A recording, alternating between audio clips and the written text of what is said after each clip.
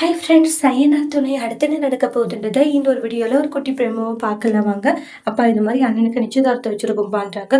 3 நாள் வச்சுட்டு இப்போ நீங்கள் கூப்பிட்டா எப்படிமான்றாங்க. எங்களுக்கு வேற ஒரு மேரேஜ் இருக்குது, நாங்கள் அதுக்கு போகணுன்றாங்க.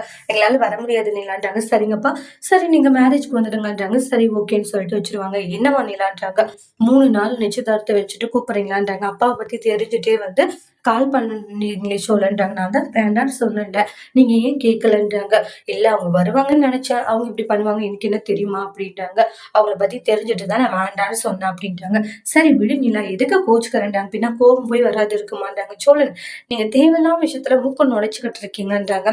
என் அப்பா அம்மா கூப்பிடணுன்ற நினைக்கிறதெல்லாம் ஓகே தான், ஆனா அவங்க என்ன நடந்துப்பாங்கன்னு உங்களுக்கு தெரியாதுல, வந்தா சைலண்டா இருக்க மாட்டாங்க, தேவையில்லாம சில விஷயங்கள பேசுவாங்க அப்படின்ட்டாங்க.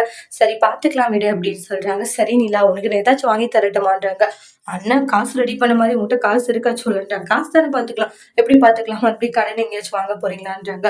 என்ன நீலா, என்ன போய் இப்படி நினைச்சிட்ட, பின்ன வேற எப்படி நினைப்பாங்கன்றாங்க. நீங்க என்ன பண்ணுவீங்கன்றது எனக்கு நல்லாவே தெரியும் சொல்லுன்றாங்க.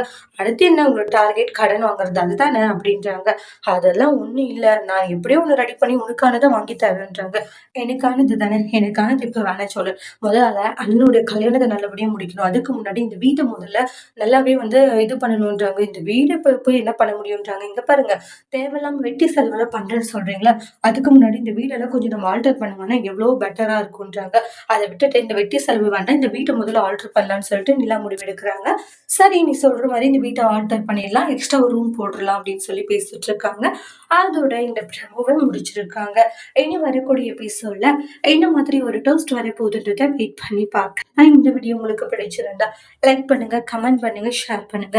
மறக்காம நம்ம சேனலை நீங்க சப்ஸ்கிரைபர் பண்ணிக்கோங்க. Thank you friends.